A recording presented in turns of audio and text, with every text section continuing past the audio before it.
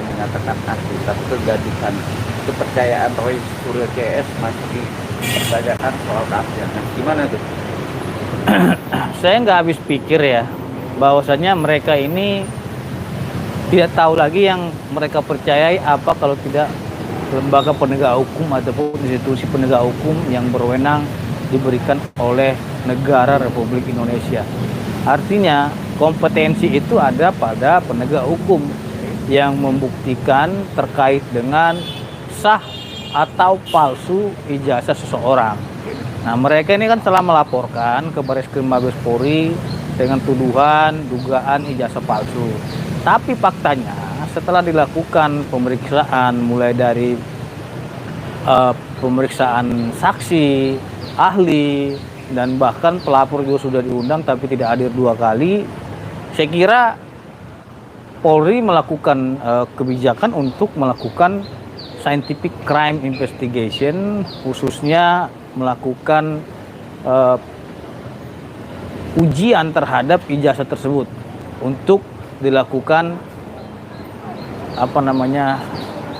penelitian di laboratorium forensik Mabes Polri. Nah, terhadap hasil lapor ijazah tersebut, ya ternyata ijazah tersebut identik dengan pembandingnya, yaitu sesama teman kuliah daripada Pak Jokowi.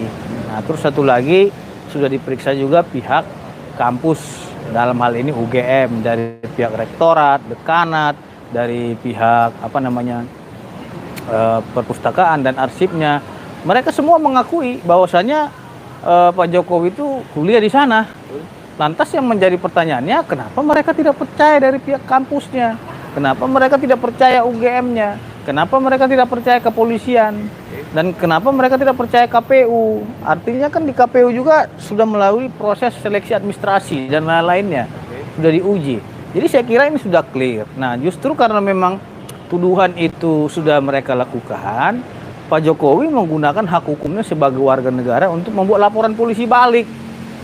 Karena kan jatuhnya sudah fitnah dan pencemaran nama baik.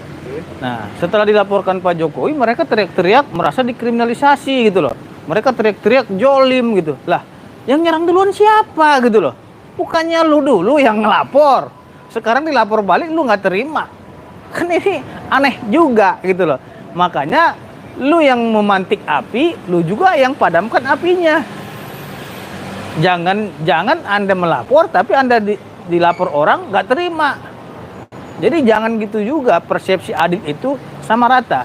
Lu lapor, dia lapor juga gitu loh. Kalian buktikan. Nah, karena memang status mereka ini terlapor di Polda Metro Jaya, tentunya mereka diberi kesempatan untuk membuktikan yang palsu itu yang mana. Nah, kalau memang dia nggak bisa buktikan yang palsu itu yang mana, justru ini menjadi permasalahan serius, dan itu ada tuduhan serius, itu masuk ranah pada fitnah dan keterangan yang tidak benar gitu loh. Tapi kan dia minta, kalau nggak salah, dia minta gelar perkara terbuka. Gimana tuh kata gelar perkara terbuka? Gelar perkara terbuka itu nggak ada. Yang bilang gelar perkara terbuka itu dodol itu. Nggak ngerti hukum gitu loh. Karena apa? Di dalam pasal 31 Perkap nomor 6 tahun 2019 tentang penyidikan tindak pidana, gelar perkara itu hanya 2. Yang pertama gelar perkara biasa, dan yang kedua gelar perkara khusus gitu loh. Jadi kalau memang mereka ini mau menggabungkan gelar perkara terbuka, mana ada gelar perkara terbuka? Emang ini ajang ajang buka-bukaan? Enggak, itu nanti ajang buka-bukaan di pengadilan. Itu memang daripada pengadilan. Penyidikan itu harus dilakukan secara tertutup. Kalaupun terbuka itu ya hanya untuk pelapor dan terlapor, itu namanya gelar perkara khusus gitu loh. Nah, mereka nanti akan uji dan buktikan di pengadilan yang benar yang mana. Nanti hakim akan menilai gitu loh. Saat ini aja bukti yang mereka ajukan itu nggak jelas. Ijazah asli Pak Jokowi aja mereka nggak bisa tunjukin. Maka dari itu saya kira ini hanyalah cocok logi dan asumsi-asumsi seperti itu. Oke. Tapi pertanyaan kita balik dengan materi kata ijazah palsu dari pandangan seorang Bang Fitra sendiri, kan ini perkara melihat menganalisa kan itu hanya fotokopian ya, bukan asli. Iya. Nah, itu juga ada perdebatan juga untuk abang melihat itu ya. Ya, saya lihat mereka ini udah melebihi hakim gitu loh. Menuduh orang, oh dia ini ijazah palsu gitu. Orang nggak ada putusan itu mengatakan ijazah palsu.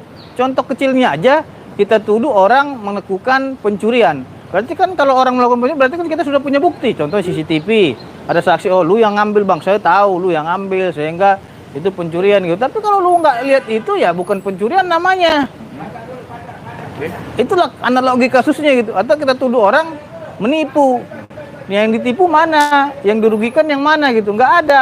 Jadi nggak bisa seperti itu. Makanya saya bilang mereka ini sudah melebihi hakim yang memutuskan suatu perkara ijazah seseorang itu palsu, padahal itu belum dilakukan pengujian dan belum melakukan pemeriksaan di pengadilan. Ini namanya tuduhan yang serius. Harusnya kalau kata dugaan masih mungkin kita pungkiri, diduga itu palsu, itu masih ada asas praduga tidak bersalah. Tapi kalau langsung ijazah dia palsu gitu, loh, lu tahu dari mana? Emang sudah ada putusan pengadilan mengatakan itu palsu? Kan belum ada. Nah ini yang menjadi persoalan seriusnya gitu.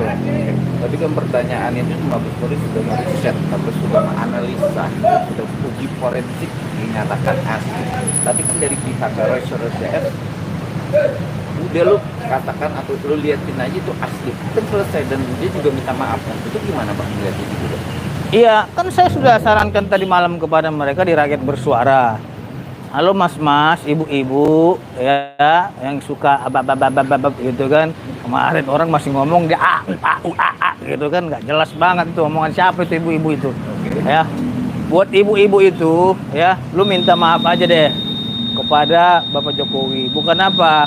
Karena kalian telah menuduh perbuatan pidana terhadap orang. Kamu kan seorang pengacara, mestinya kalau seorang pengacara itu mengatakan asas praduga tidak bersalah. Jangan langsung bilang-bilang ijazah palsu Jokowi. Nah, itulah tuduhan yang serius. Putusan pengadilan ada nggak mengatakan itu palsu? Nggak ada. UGM saja mengatakan itu asli. Terus yang kalian percaya apa? Hantu. Nggak mungkin juga dipercaya hantu gitu loh. Ya kita percaya sama yang hidup lah gitu loh.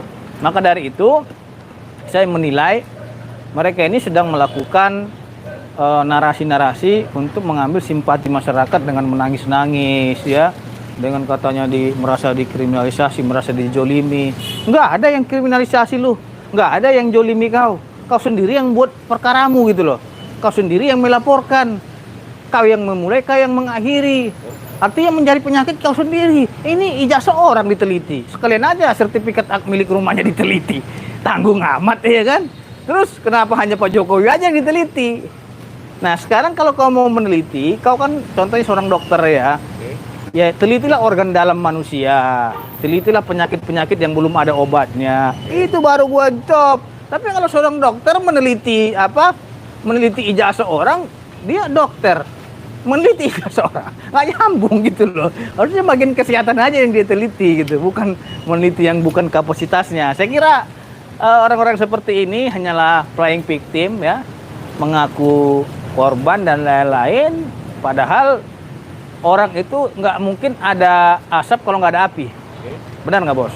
Iya kan? Nah, kan mereka menuduh, melaporkan sampai ke Mabes Polri dihentikan. Nah terus dilapor balik, mereka, kami merasa terjolimi nih, jolim banget katanya gitu. Kami korban lah. Emang selama ini lu nggak nyerang-nyerang beliau? Sampai beliau merasa terinjak-injak, harga dirinya jatuh gitu loh. Harusnya kan pikir juga perasaan anak dan istrinya, keluarganya dan lain-lain, merasa diserang seperti itu. Jadi saya kira harus fair juga lah. Jangan juga menjatuhkan seseorang, tapi kita nggak siap dijatuhkan gitu loh. Bicara fair, tapi kan seorang Fitra yang sebagai praktisi hukum berpendapat berprestasi dan akhirnya apapun yang terjadi dan viral dengan membawa korban bisa dipodcastkan. Jadi begini, jadi kan beberapa hari, beberapa minggu, beberapa dekade kan saya lihat teman-teman kita kan selalu melakukan teatrikal.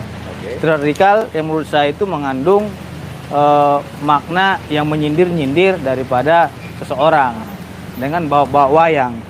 Itu kan alat peraga wayang. Nah, terus kalau saya bawa alat peraga borgol, ya, apakah itu salah? Ya tidak.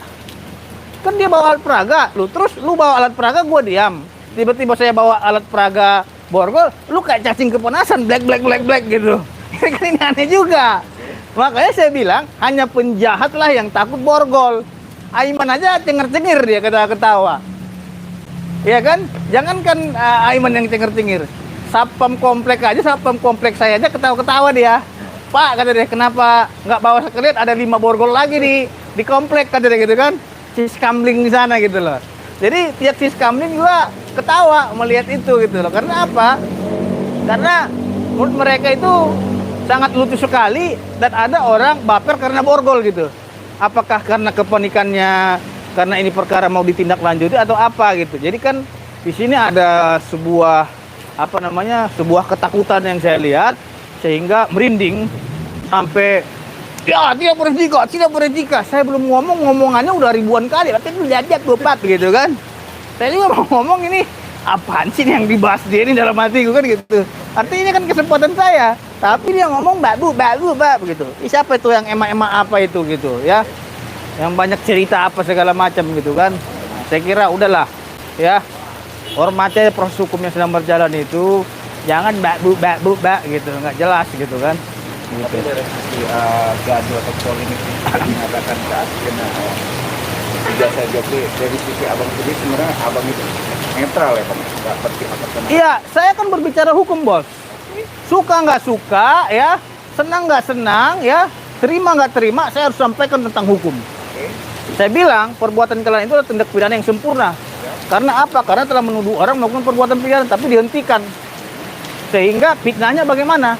Loh kalau saya tuduh, Mas melakukan perbuatan pidana contohnya, kamu penipu padahal terbukti tidak penipu. Loh, kamu terima nggak dicap orang sudah penipu seumur hidup? Kan enggak. Nah, karena memang itu tidak terbukti ya harus dipertanggungjawabkan secara hukum gitu loh. Itu dari pihak sana juga abang tadi menyebut kriminalisasi dan akhirnya dia juga datangi Kompolnas. Nah iya. Itu maksud dan tujuannya ada nggak di dalam tanda kutip itu? Kompolnas itu adalah Komisi Polisi Nasional Pengawas Eksternal Polri. Kalau mereka melaporkan ke Kompolnas, tentunya kan ada dugaan pelanggaran yang dilakukan oleh penyidik. Pertanyaan saya, pelanggaran apa yang dilakukan oleh teman-teman penyidik? Penyidik di Barreskrim Mabes Polri itu telah melakukan kajian, penelitian, pendalaman, dan scientific crime investigation terhadap kasus ini. Tidak ada pelanggaran yang dilakukan oleh penyidik maupun pihak Barreskrim dalam kasus ini karena mereka telah melakukan pengusutan secara profesional, transparan, sebagaimana diatur dalam Kitab Undang Hukum Acara Pidana. Jadi kalau memang ada orang melakukan tindakan seperti melaporkan ke Kompolnas, ke Komnas HAM, ya silakan saja. Itu adalah hak hukum mereka. Tapi ingat, laporan polisi yang di Polda Metro Jaya ini pasti akan berjalan. Dan saya sudah sampaikan kepada tim penasihat hukum Jokowi agar mereka serius dalam menindaklanjuti laporan polisi ini gitu loh. Kita ngambil tengah, apakah juga nggak berpihak ke secara hukum aja? Apakah satu sama lain terutama yang memfitnah dan akhirnya dilaporkan itu atau keluar untuk minta maaf atau gimana mas? Karena kan masyarakat jadi sakit dengan permasalahan. Iya. Gimana bang? Kan Pak Jokowi bilang, aduh ini apa lagi sih kata Pak Jokowi. Ini kalau saya tindak lanjuti, kasihan mereka ini. Harusnya nggak usah lah ini berlarut. Itu Pak Jokowi sendiri bilang, udahlah minta maaf saja. Sampai sekarang juga tadi malam saya suruh minta maaf, nggak ada yang mau minta maaf. Bahkan melakukan challenge gitu loh. Ya saya kira Pak Jokowi harus serius dalam laporan polisi ini. Gitu. Lain halnya mereka ini belajar dari kasus Bambang Tri dan Gus Nur dulu. Perkara nomor 319 yang dihadiri di Pengadilan Negeri Solo tersebut. Itu kan vonis hakim di pengadilan negeri itu 6 tahun dan dibanding 4 tahun. Dari situ sudah bisa jadikan jurisprudensi loh, bahwasanya mereka nggak bisa buktikan yang palsu itu yang mana gitu. Harusnya mereka belajar dari kasus itu, sudah ada yang dipidana orang karena tuduhan ijazah palsu ini gitu. Kalau proses ini sampai masuk ke pengadilan dan dipersidangkan, perdebatan soal keadilan dan akhirnya benar-benar adil, bisa gol dong seorang Jokowi untuk menendang 5 orang ini yang Ya, saya kira ini bukan terkait dengan gol atau tidak golnya. Akan tetapi Pak Jokowi dalam posisi striker nih sekarang, attack kan gitu. Karena selama ini dia bertahan, serang-serang dia ya wes sampai dia udahlah kan gitu. Tapi masih aja terus. Saya kira dengan pola serangan yang dilakukan oleh Pak Jokowi itu dia menggunakan hak hukumnya sebagai warga negara juga untuk membuktikan bahwasanya tuduhan ijazah palsu itu nggak benar. Makanya dia uji ke pengadilan. Itu saya kira bagus gitu. kata gol belum ada. Gol itu nanti kan di itu yang oper kan kepolisian dulu, dilempar dulu ke jaksa. Kalau jaksa sudah lempar ke pengadilan, nanti yang golkan hakim gitu loh. Tapi kata keadilan itu abang masih pertanyakan juga dong. Kan kata adil itu menetapkan bahwa itu kebenaran, bang. Yang mana? Kan menetapkan kata keadilan itu kan kebenaran. Benar itu Iya. kan pasti ada kepastian. Pertanyaannya begini, penelitian mereka udah diuji nggak di Bareskrim? Enggak, maksudnya kan keadilan sudah dibenarkan oleh Mabes Polri untuk pelaporan soal fitnah, bang. Iya, kalau benar. udah kata asli kan pasti udah ada unsurnya itu, bang. Iya, berarti kan tinggal tendang 12 pos aja nih kan gitu, karena udah di SP3 kan gitu loh. Makanya saya bilang tadi malam shit gitu untuk mengantisipasi itu gitu. Oke, baik, bang. Kata-kata bijak, bang. Gue demen kalau abang udah ngomong kata-kata bijak.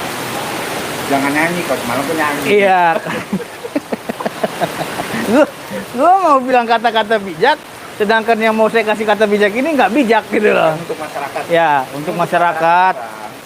Sebelum kita melakukan suatu tuduhan kepada orang, terlebih dahulu persiapkan dulu buktimu apa. Sebelum kau menuduh orang itu melakukan perbuatan, terlebih dahulu lengkapi dulu buktimu apa. Kalau buktimu itu masih diragukan, dapat dari orang lain, dapat dari sono, itu bukanlah suatu alat bukti, nol nilainya. Lain halnya kalau dia memberikan ijazahnya baru kau teliti, sehingga itu bisa kamu uji secara keaslian dan pembanding yang ada. Kalau kau dapatnya dari fotokopi hasilnya juga fotokopi. Karena pembandingnya fotokopi atau fotokopi dari foto orang lain, nggak akan bisa. Maka dari itu, fiat justitia ruat kailum, tegakkan hukum sekalipun langit akan runtuh. Pantas bahwa abang sebagai pandangan hukum tampil dua sisi, karena ada yang meragukan juga, bang. Oh iya, jadi ada kemarin emak-emak dibilangnya saya nggak berbobot. Saya baru lihat dia itu di TV. Selama ini saya nggak pernah lihat dia. Halo, lu di mana aja selama ini? Jangan lu bilang orang nggak berbobot, lu sendiri yang nggak bermutu omongannya. Mengatasnamakan rakyat, menjual-jual ayat. Ya, saya ingin bacakan apa dulu nih, ayat Al-Quran dulu kepada mereka ini ya. Jadi biar tahu nih. Jadi jangan lu aja yang bisa baca ayat gitu loh. Nih. Saya ingin sampaikan surat Al-Baqarah ayat 41 yang berbunyi, dan janganlah kamu jual ayat-ayatku dengan harga yang murah, dan bertakwalah hanya kepadaku. Itu surat Al-Baqarah ayat 41. Perintah daripada surat Al-Baqarah ayat 41 itu, jangan sekali-sekali menjual ayat-ayat Tuhan untuk kepentinganmu sendiri. Itu. Jadi belajar dengan perkara kasus Jepina dong, bang. Sedikit. Gimana, bang? Itu menanggapi apa close? Ya kalau itu kan sudah nggak ada kaitannya gitu. Oke, terima kasih abang Gu.